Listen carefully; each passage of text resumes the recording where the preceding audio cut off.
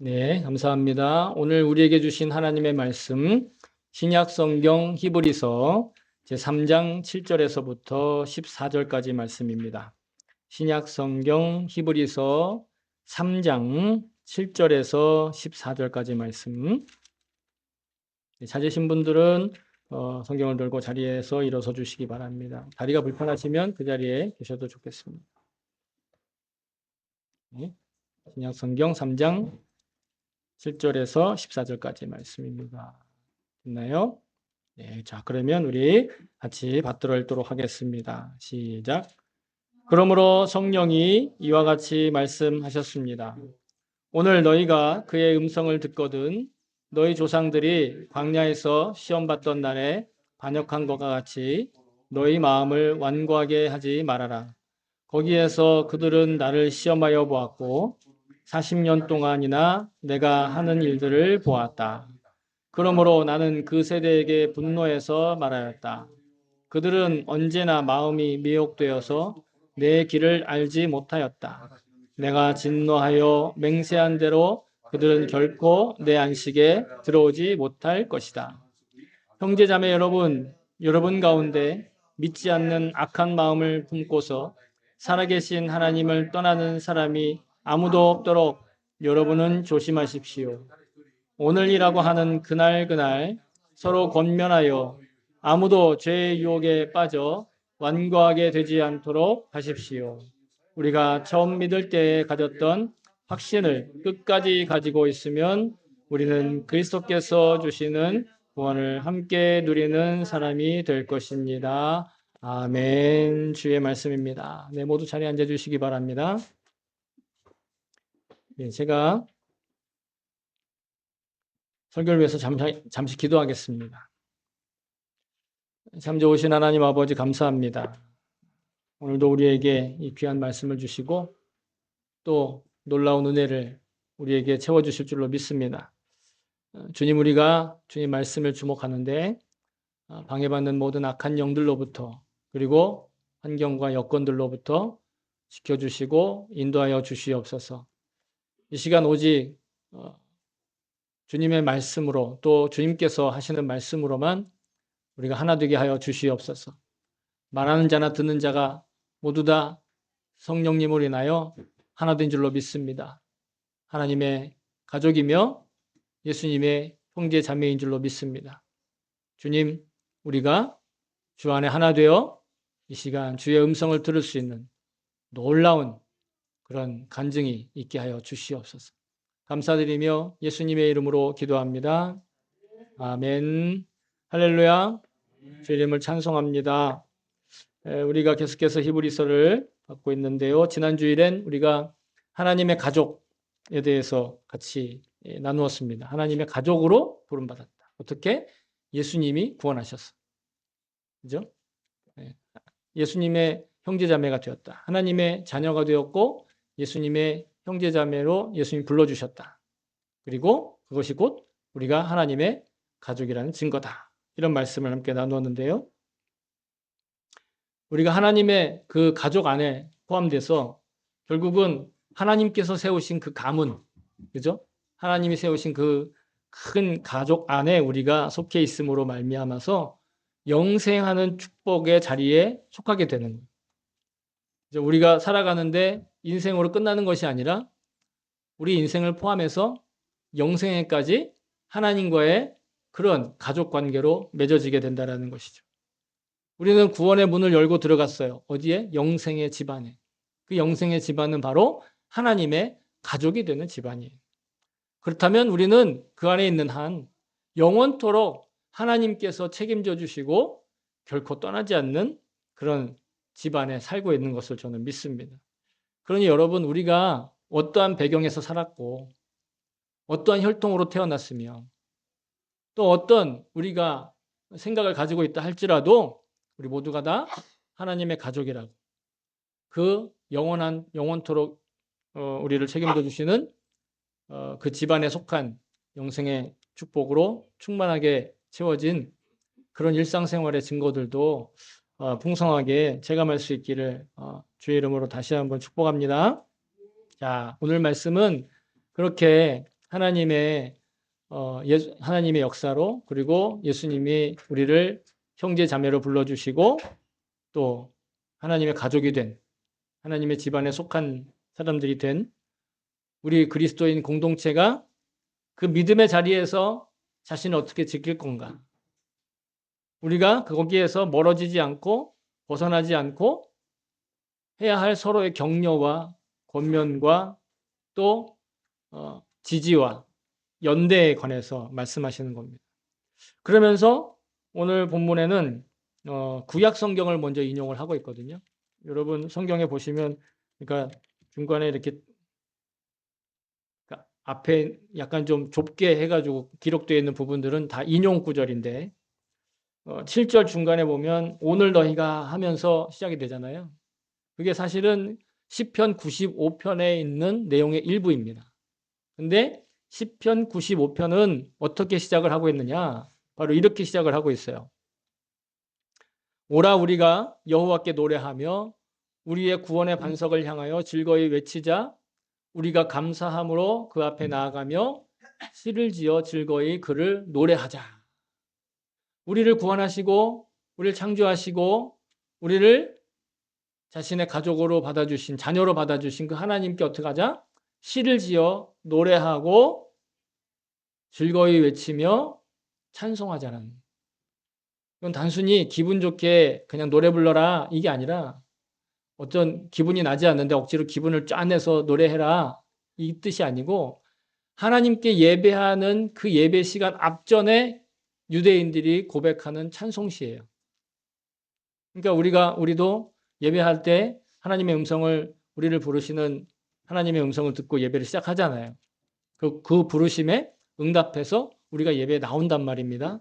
그와 같이 히브리 사람들이, 유대인들이 예배할 때면 을에 이렇게 먼저 고백을 하는 찬송시, 예배를 위한 찬송시. 이 고백을 통해서 우리는 무엇보다 깊이 알 수 있는 게 하나님을 예배하는 삶이 우리 신앙생활에 뿐만 아니라 우리 일상생활에 기초가 된다 하는 것입니다. 시편을 보면 대다수 많은 그 글들이 하나님을 찬양하는 내용이에요. 그래서 여러분 만약에 삶에 지치고 때로는 마음이 무너지고 그리고 뭔가 혼란스럽고 그리고 종잡을 수 없을 때가 있잖아요. 믿음으로 도무지 내 마음이 붙들리지 않을 때가 있잖아요. 그죠? 그때 시편을 읽는 거예요. 처음부터 읽어도 좋고 중간부터 읽어도 좋고 끝에서부터 거꾸로 읽어도 상관없어요. 왜냐하면 시편은 그 한 편 한 편마다 따로 떨어져 있는 이야기이기 때문에. 우리가 뭐 창세기를 읽는다 아니면 마태복음을 읽는다 그러면 사실 첫 장부터 끝장까지 읽어야 대략 내용이 머리에 들어온단 말이에요. 근데 시편은 그렇지 않아요.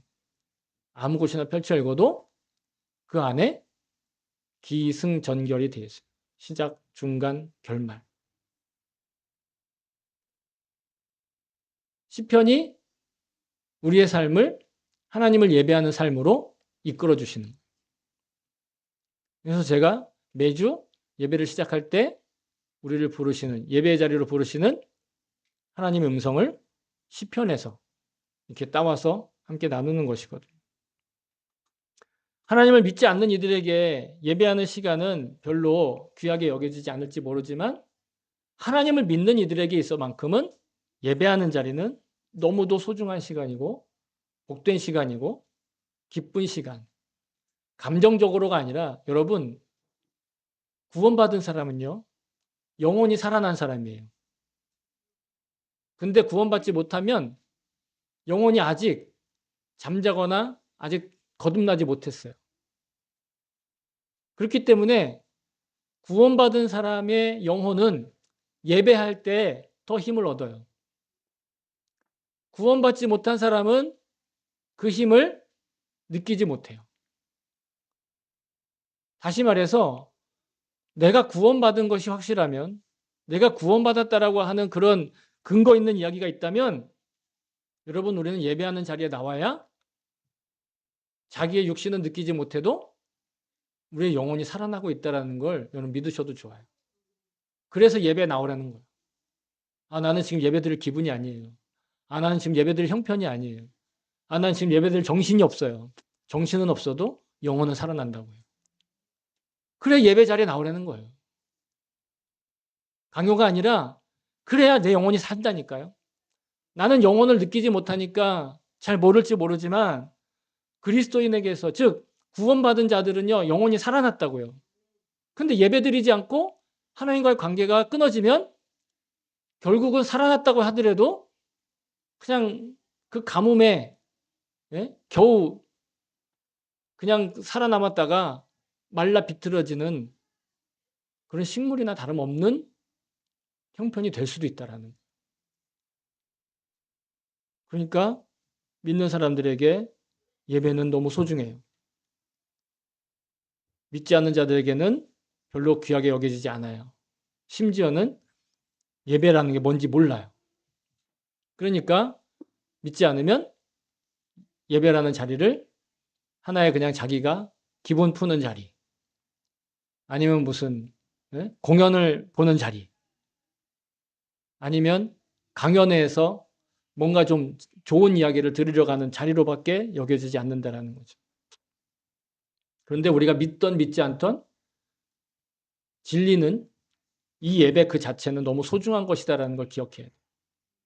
우리만 예배를 소중하게 여기기 때문에 예배가 소중하다는 얘기하는 것이 아니라 이것이 진리이기 때문에 예배를 통해서만 영혼이 살아난다는 것이 진리이기 때문에 예를 들면 지구는 평평해요, 둥글어요? 그걸 모르는 분들이 아직도 계시나요? 지구는 평평해요, 둥글어요? 내가 볼 땐 평평해 보이지만 여러분 실제로 둥글어요. 그런데 내 경험이 지구가 둥글다라는 경험이 없으니까 이 지구는 둥글지 않고 평평해. 한다고 거부한다고 해서 그죠? 인정하지 않고 이론을 막 세워가지고 사람들 설득한다고 해서 지구가 평평해져요? 아니면 그냥 둥근 대로 그대로 있어요? 되게 우스운 얘기긴 하지만 여러분 우리의 믿음이 우리가 고백하는 하나님께서 하신 역사와 예수님의 그 구원이 바로 이와 같다라는 거예요. 내 경험으로는 인간들의 지식으로는 지금까지 사람들이 만들어 온 어떤 그런 결과물로 보면 말도 안 되는 일이 복음인데 그 말도 안 되는 것처럼 보이는 그 일을 하나님이 하셨다는 거예요. 그래서 복음이 진리라는 거예요. 사실요 우리가 안 믿어도 하나님께 손해날 건 아무것도 없어요. 손해는 내가 나는 거예요. 그죠? 그래서 우리가 예배에 나오라는 거예요. 우리의 예배는요, 단지 종교적인 행사 그 이상의 의미를 가진다라는 걸 여러분 꼭 기억하셔야 돼요. 응?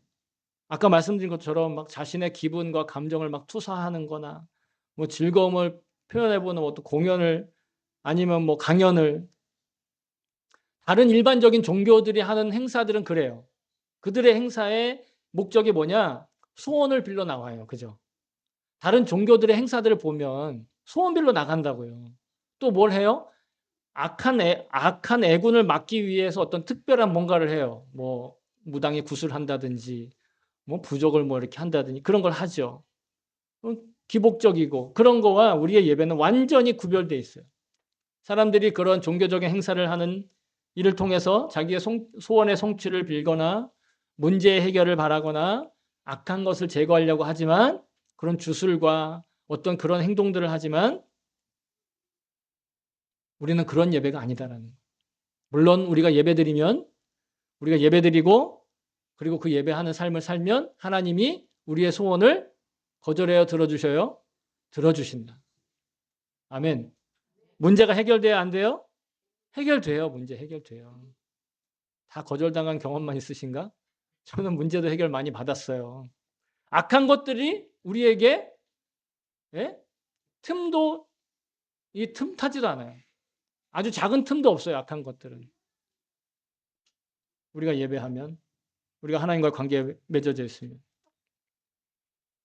그래서 예배는 이 세상을 창조하신 하나님이 그리고 나를 구원하신 그 예수님과 그분들에 대한 성령의 감동으로 감사와 찬양을 드리는 거예요. 내 육신의 감동이 아니에요, 여러분. 그러니까 내가 지금 예배드릴 기분이 아니다. 내가 예배드릴 감정이 아니다. 형편이 아니다. 그건 그냥 내 육신적인 상황이에요. 내 영혼은요, 예배를 갈망하고 있다니까요. 그러니까 보세요. 육신적으로 불편해서 예배 안 나왔다가 그 예배 시간 지나고 나면 마음이 어때요? 편하죠? 편하긴 뭐가 편해요. 아주 죽을 맛이잖아요. 왜 그래요? 육신은 그렇지만 내 영혼은 예배를 갈망하기 때문에 그래요. 그리고 그 예배는 내 영혼과 하나님의 영이 서로 소통하는, 다시 말해 하나님의 영이 우리를 부르시고 우리가 그분의 영에 응답하는 그 과정이 예배예요. 그 부르심과 응답이 교차되는 거예요. 그래서 우리 예배 순서도 보시면 제가 일일이 설명을 다 못 드리지만 하나님의 부르심, 그리고 우리의 응답, 또 하나님의 말씀, 그리고 우리의 응답, 하나님의 말씀, 그리고 우리의 응답, 이게 교차되어서 그 순서를 정해지게 되어 있는 거예요. 그래서 예배로 우리를 부르시는 것과 우리의 신앙 고백과, 그죠? 그리고 우리를 용서하신 하나님의 말씀과 우리의 찬양이 있고, 그렇죠? 우리의 죄 고백이 있으면 하나님이 그 죄에 대해서 응답하시잖아요. 여러분, 그게 예배예요. 그냥 단순히 뭔가 이렇게 막 어떤 뜬구름 잡는 이야기를 막 해야만 그게 예배가 아니에요. 가장 현실적인 거예요. 그래서 예배는요, 마치 어떤 가정이, 단란한 가정이 평범하고, 그리고 우리가 이상적으로 생각하는 그 가정이 부모와 자녀들이 식사할 때 서로 대화하잖아요. 그죠? 부모가 자녀에게 뭔가를 얘기하고, 자녀가 또 부모에게 뭔가를 요청하고, 또 부모가 그래 그 좋은 생각이다 하지만 때로는 그거는 좀 생각해 보자 그러고, 서로 이렇게 대화를 하며 교제하는, 여러분, 지금 우리의 영혼과 하나님의 영이신 성령님이 그 과정을 통해 이 시간을 지키고 있는 줄로 믿습니다. 여러분, 그게 예배예요. 그러니까 예배 빠지면 혹은 예배 많이 드린다고 내 육신의 변화는 아무것도 변하는 게 없어요. 어떤 사람 더 피곤하기만 하다 그러죠. 근데 우리의 영혼은 지금 살아나고 있는 거예요. 우리의 영혼은 살리는 유일한 방법, 예배하는 거예요. 그렇게 공적으로 예배 드리는 예배가 있고 개인적으로 드리는 예배가 바로 말씀 묵상과 기도. 이게 개인적으로 주님과 교제하는 거죠. 모든 것들이 다 우리의 영혼을 살리기 위한 일이에요. 왜? 내가 지금 하나님의 가족이니까. 예수님의 형제와 자매로 관계가 회복되었으니까 그 구원의 문을 열고 영생의 집에 들어가 하나님과 함께 살아가는 그 영혼이기 때문에 예배가 가능하다라는 거예요. 그리고 오늘 말씀의 시작은 7절 시작을 보면 그러므로 하고 시작하죠. 3장 7절에 보면 그러므로, 이 그러므로라고 하는 말은 앞에 있는 내용과 뒤에 있는 내용을 연결하는 거예요. 관련 있는 것으로. 그죠? 일본어는 다까라 이렇게 시작하는데, 우리가 예수님의 형제 자매로 불렸고 하나님의 가정에 속한 자가 되었다. 그러니 마땅히, 그러므로 마땅히 예배하는 것으로 반응해야 한다. 이 얘기라는 거예요. 그러니까 예배를 많이 드리고 예배 많이 드린 걸로 이것도 없고 저것도 없고, 이거는 부차적인 거예요. 내가 내 영혼이 거듭났기 때문에 예배하는 건 너무 당연한 거예요. 단지 기독교라는 종교를 믿는 자들이 지켜야 될 의무나 종교적인 행위로서의 예배가 아니라 구원에 속한 하나님의 가족은 예배를 통해, 우리가 함께 모이는 예배와 또 개인적인 예배를 통해 하나님과 소통할 수 있는, 말씀을 읽는 것도 기도를 하는 것도 그래서 다 예배에 속하는 거예요. 그 예배의 시작을 여는 시편에 오늘 말씀을 드렸는데 그 후반부에 기록된 내용이 7절부터 11절에 오늘 말씀에 인용되고 있습니다. 그런데 이 인용되어 있는 구절에 보면 우리가 같이 주목해야 될 구절이 8절에 나오는데, 8절에 보면 마음을 완고하게 하지 말라. 마음을 완악하게 하지 말라. 이런 표현이 나오거든요. 오늘 우리가 가지고 있는 성경의 시편 95편에도 펼쳐보시면 너희 마음을 완악하게 하지 말라. 이렇게 얘기하면서 우리 성경에는 지명이 안 나오지만 히브리서 본문에는 지명이 안 나오지만 시편 95편에 보면 너희가 무리바와 마사에서 하듯이 마음을 완고하게 하지 말라 이렇게 나오거든요. 무리바와 마사. 이건 이스라엘 백성이 그 역사 가운데 실제로 경험했던 역사의 현장을 일컫는 말이에요. 다시 말해 무리바 혹은 마사라고 불리는 어느 특정한 장소가 있었어요. 그 장소에서 이스라엘 백성들이 하나님을 시험했다라는 거죠. 하나님을 시험했다라는 건 무슨 뜻이냐면 하나님께 의심을 품고 하나님이 하시는 일을 자기가 의문을 품었다라는 거예요. 거절했다라는 거죠. 어떻게? 하나님이 우리 가운데 계시는지 계시지 않은지 우리는 모르겠다. 아니 방금 전까지만 해도 이 사람들이 이집트에서 탈출을 할 때 홍해 바다가 갈라지고 그 가운데로 걸어서 도망쳐 나온 뒤에 그 홍해 바다에 애굽에 즉 이집트의 군사들이 수장된 걸 눈으로 봤어요. 기적을 경험했다고요. 그런데 이 사람들이 이 무리바 혹은 마사라는 요곳에 와가지고 물이 없는 것 때문에 마실 물이 없는 것 때문에 내가 괴로워 죽겠다고 그러면서 과연 하나님 계시냐? 하나님 안 계신 거 아니야? 이러고 하나님을 의심했다라는 거예요. 그걸 두고 하나님을 시험했다라고 얘기합니다. 이들은 그러한 그 증거, 그 기적을 보여주시고 역사했음에도 불구하고 계속해서 의심했어요. 40년 동안. 하나님은 계속해서 응답하셨죠. 근데 이게 과연 이스라엘 민족만의 문제입니까? 저는 이 말씀을 묵상하면서 저와 우리들의 신앙생활과 겹쳐지는 것을 발견했어요. 우리도 마찬가지잖아요. 하나님이 역사해 주신 때가 있었어요, 여러분. 지금 아리까리한 건 잊어버렸기 때문에 그러는 거예요. 누구처럼? 이스라엘 백성처럼. 때로는 살아있는 것조차가 우리가 하나님의 은혜고 기적일 때가 너무 많아요. 그리고 놀라운 기적적인 일들도 우리에게 경험해 주신 것도 너무 많아요. 자기는 못 느끼는데 지금 살아있는 것 자체가 기적인 사람도 있다니까요. 제가 그래요. 저는 몰랐는데 저는 어머니 뱃속에서 태어나기 전에 죽을 뻔했어요. 그걸 제가 어떻게 알겠어요. 태어나고 나서 나중에 알려주니까 알았죠. 우리 가운데 그런 사람이 있다니까요. 자기가 기억 못하지만 혹은 기억을 하는데도 나중에 뭐라고 생각하는지 아세요? 우연의 일치야 라고 아주 건방지게 하나님을 의심하고 하나님께 대해서 시험하는 거죠. 왜냐하면 이 세상의 지식과 세계관에 휘둘렸기 때문에 그래요.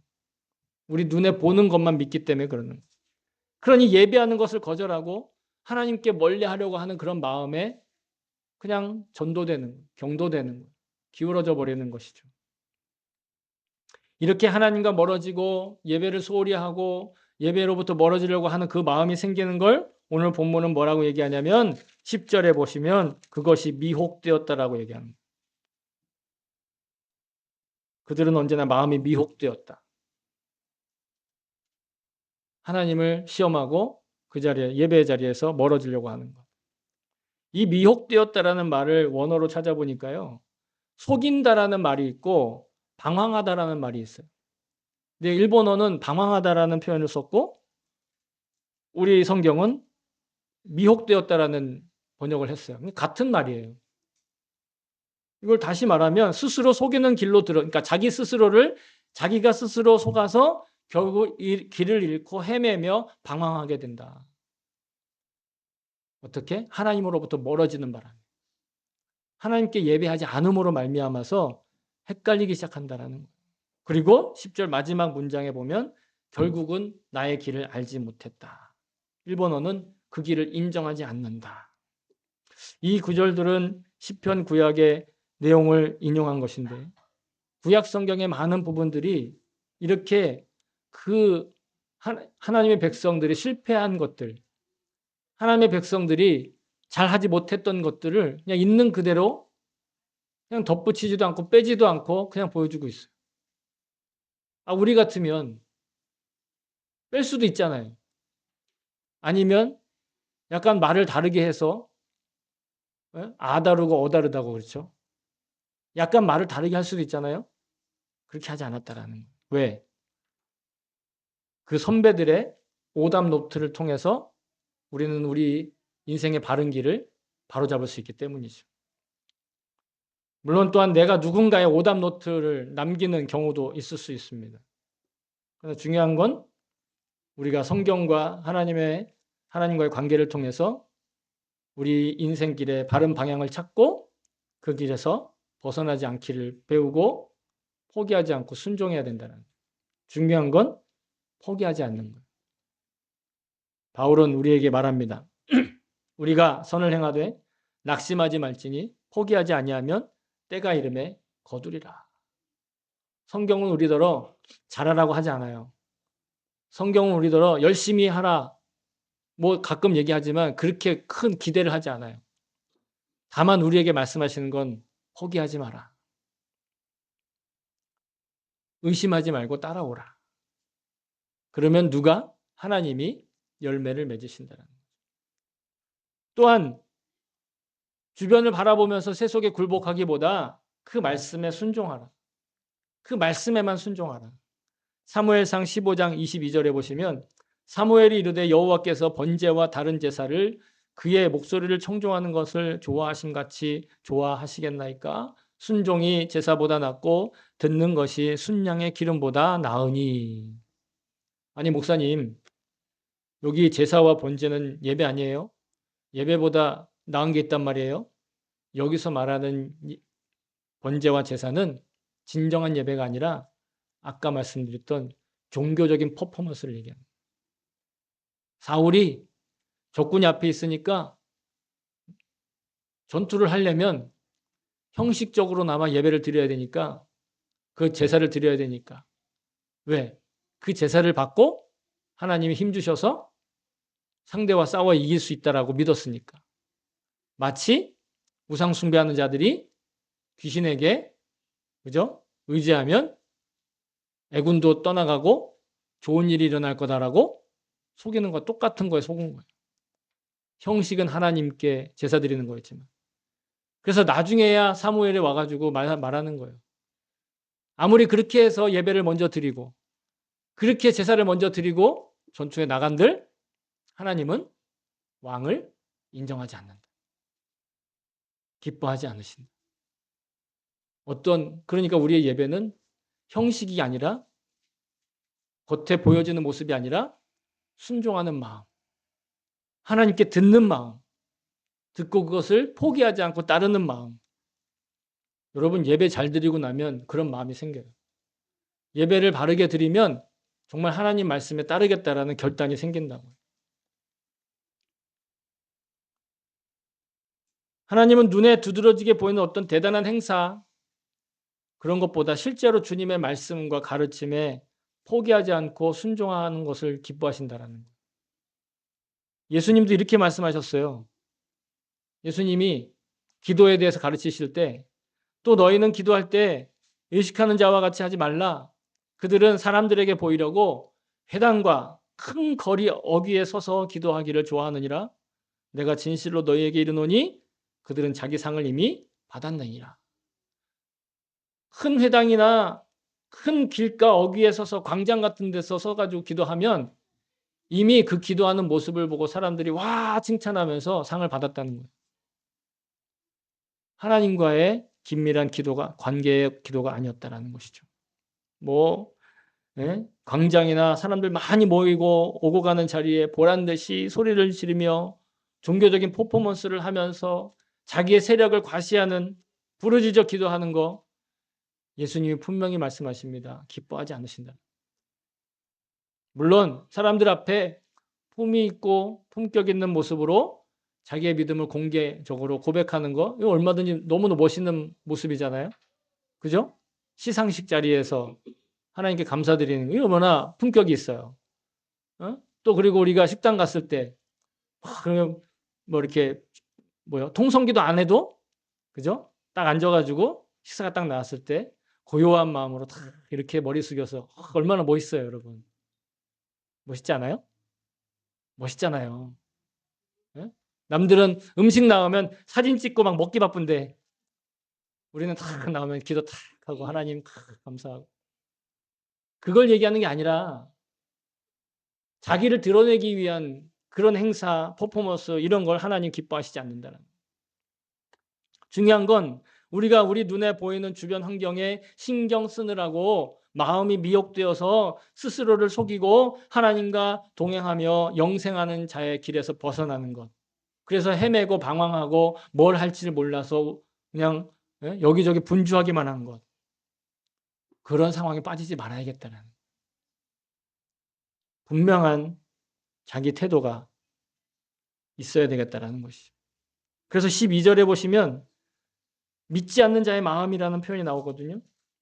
그러니까 11절까지는 인용 구절이고 12절, 13절, 14절은 이제 히브리서 기자가 성도들한테 하는 말인데 12절에 보시면 믿지 않는 사람들의 마음, 믿지 않는 악한 자의 마음이라는 표현이 나오죠.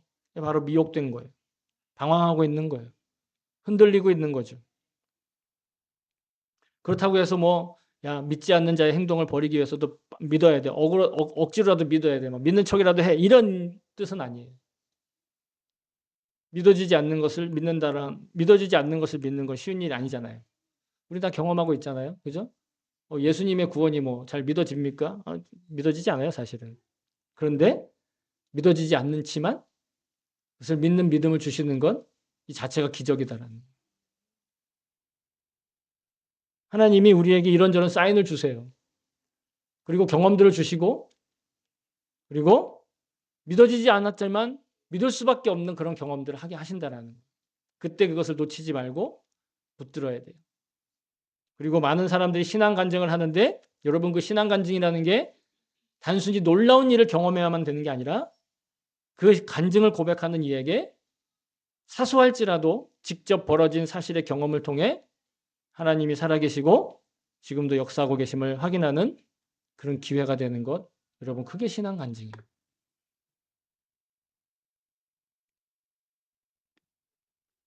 오늘 본문 13절에 보면 이런 표현이 나와 있습니다. 오고 오는 오늘 너희가 그의 음성 13절에 보시면 오늘이라고 하는 그날. 근데 13절 오늘이라고 하는 표현에 작은 따옴표가 붙어 있잖아요. 이 오늘이라는 날이 굉장히 중요하다라는 거예요. 우리에게 주어지는 하루만큼의 일상이라고 저는 다시 한번 표현하고 싶어요. 하루만큼의 일상. 이틀만큼도 아니고 일주일만큼도 아니에요. 저는요, 개인적으로 하루에 하루만큼 주님 앞에 나의 삶을 살 수 있어서 감사하다라고 매일매일 고백해요. 기록해놔요. 어제 기록했으니까 오늘은 안 해도 되겠지가 아니라 어제도 기록하고 오늘도 기록하고 또 계속해서 기록해요.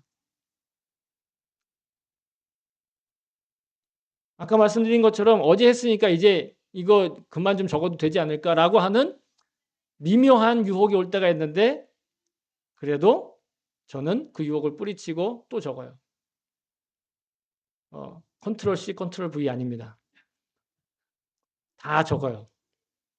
하나하나. 오타 생기면 지워가면서 다시 적어요. 왜? 하루에 하루만큼 산다라는 사실을 하루에 하루만큼 산다라는 그 사실이 정말 하나님의 은혜로 산다라는 걸 기억하게 하거든요. 왜냐하면 어제 받은 은혜로는 오늘 살 수가 없다라는 거예요. 어제 감동했어요.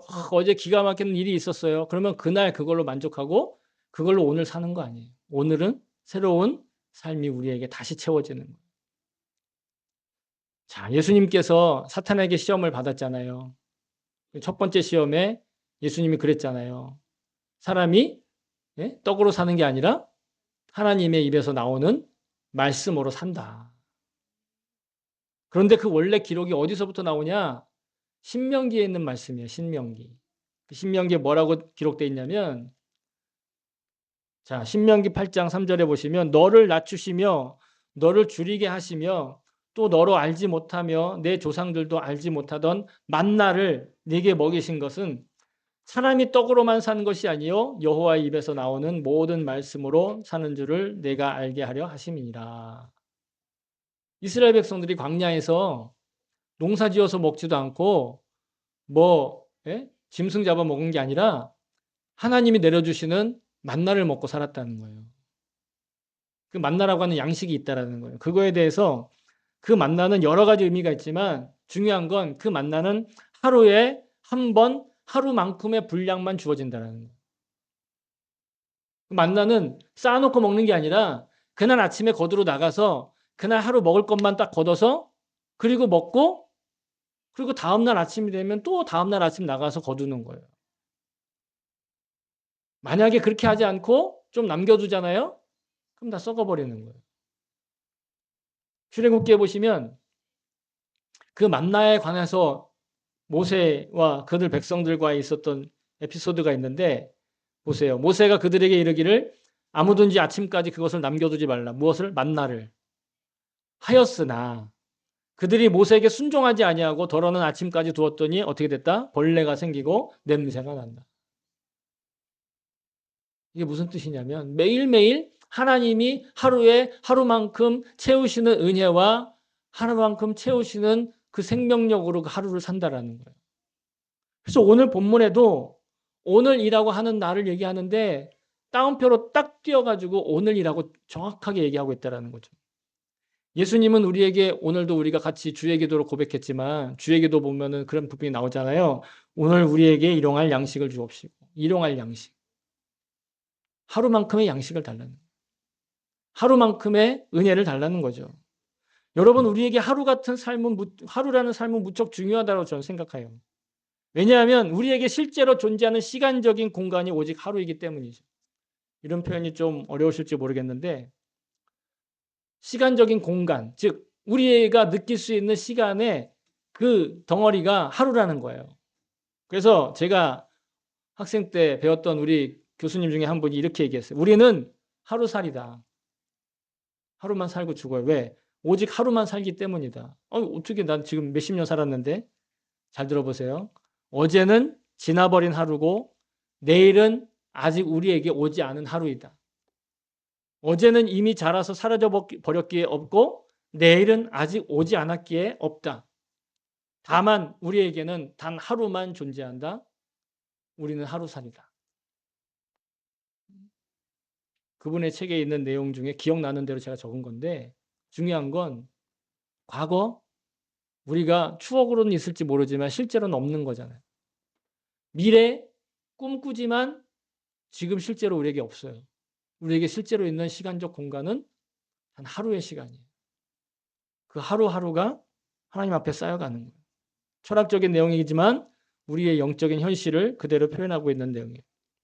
그래서 오늘 본문에도 오늘이라고 하는 그 하루만큼의 삶을 허투루 낭비하지 말고 그 하루만큼의 삶에 서로 권면하고 아무도 죄의 유혹에 빠져 완고하게 되지 않도록 격려하며 살아라. 그냥 세상에서 뭐 더 얻고 뭐 자랑할 거 많고 앞으로의 미래에 뭐 어떤 것을 이루고 하는 그런 삶이 아니라 하루에 하루만큼 서로 격려하고 지지자가 되어주고 연대하고 격려자가 되어주는. 근데 여러분 세상은 어때요? 세상은 우리에게 있잖아요. 이것도 하고 저것도 해야 된다고 막 강요해. 그래서 막 그거 없으면 불행해질 거다. 너 노후 대책도 안 하고 뭐 하는 거냐? 자식들한테는 그렇게 해가지고 되겠냐? 큰 문제가 생길 것처럼 막 우격다짐도 하고요. 그런데 사람들은요 군중 속에 들어가 있잖아요. 그러면 그 흐름에 휩쓸리기 쉬운 뇌를 또 가지고 있어요. 사회심리학에서 이런 실험을 했는데요. 횡단보도에 사람들이 지나가잖아요. 같이 건너다가 어떤 한 사람이 하고 이렇게 쳐다보잖아요. 아무도 안 쳐다봐요. 다음 신호에서 그 사람들이 쭉 지나갈 때 두 사람이 하고 하늘 쳐다보잖아요. 아무도 안 쳐다봐요. 놀라지 마세요. 세 번째, 그 사람들이 흐르다가 그 흐름에서 세 사람이 하고 쳐다보면 사람들이 같이 쳐다보기 시작해요. 아무것도 없는데. 사람은 무리의 흐름에 따라서 자기의 생각을 거기에 휩쓸리는 그런 약점을 가지고 있다는. 우리의 육신적인 반응은요. 누군가 다수의 사람들의 주변에서 분위기를 만들면 그거에 편승하고자 하는 마음이 생긴다는 거예요. 그러니까 우리가 예수 믿는 사람 적은 일본에 사니까 우리가 좀 이상한 사람으로 여겨지는 거예요. 아무도 쳐다보지 않으니까. 전에도 말씀드린 재미있는 우화가 있는데 시간이 좀 많이 지났지만 말씀드릴게요. 어떤 숲속에 낮잠을 자던 토끼가 갑자기 귀에 큰 소리가 들려서 놀라 뛰기 시작합니다. 그 모습을 보던 다람쥐가 무슨 일 났나 싶어서 똥달아 뜁니다. 그 둘이 뛰는 모습을 보고 아기 사슴도 함께 뛰어요. 그 뒤로 너구리, 오소리, 여우, 아기 멧돼지 등등 조그만 동물들이 막 숲을 뛰어다니기 시작합니다. 왜 뛰어가는지 어디로 가는지 묻지도 따지지도 않아요. 그러다가 그 숲속에 질서를 잡기 위해 그 동물들의 왕인 범이 딱 나타나더니 그들의 무리를 멈춰 세우고 한 마리씩 한 마리씩 뛰는 이유를 묻습니다. 멧돼지가 얘기합니다. 여우가 뛰니까 뛰었다고. 여우가 얘기합니다. 사슴이 뛰니까 뛰었다고. 사슴에게 물어 다람쥐가 뛰니까 뛰었다고. 다람쥐는 너구리가 뛰니까 뛰었다고. 결국은 토끼가 뛰니까 뛰었다라는 말이 나오는 거야. 토끼는 왜 뛰었냐 그랬더니 내가 낮잠 자고 있는데 숲이 갈라지는 소리가 났다. 빨리 도망가야 된다고. 그래서 너 어디서 잤냐 해가지고 그 나무 기둥 밑에 가봤더니 커다란 도토리가 하나 덩그러니 남아있다. 이게 낮잠 자다가 도토리에 얻어맞고 지가 도토리에 얻어맞은지도 모르고 숲이 무너진다고 생각해서 그냥 묻지도 않고 뛰지도 않고 반성도 없이 뛰는 거예요. 혹시 우리가 살아가는 게 옆에 저 몇 인치 냉장고가 있대. 우리도 사야 돼. 옆에 어디 갔대. 우리도 가봐야 돼. 라고 휩쓸려 이 조그만 숲속 안에 아기 동물들처럼 분주하게 아무런 반성도 없이 그냥 오사하게 하고 있는 것은 아닌지. 이처럼 우리는 세속의 가치관이 우리를 속이고 미혹하고 길을 잃고 방황하여 어디로 뛰는지 모르게 급하게 분주하게 뛰도록 몰아세우려고 할 때 여러분 분별력과 지혜를 구해야 될 줄로 믿습니다. 우리는 서로 격려하고 독려하며 권면하면서 어떤 면으로 나의 영적인 정체성을 잃지 않도록 영적으로 권면하도록 하루에 하루만큼 서로 지탱하며 또 서로를 의지하는 버팀목이 되어줄 수 있는 그런 관계였으면 정말 좋겠습니다.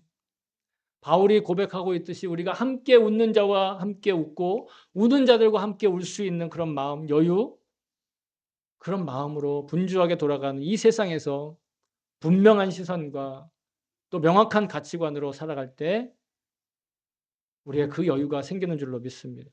주님을 바라보는 이들에게 정말 뚜렷한 가치관과 세계관이 여러분 이미 열려 있는 것을 믿습니다.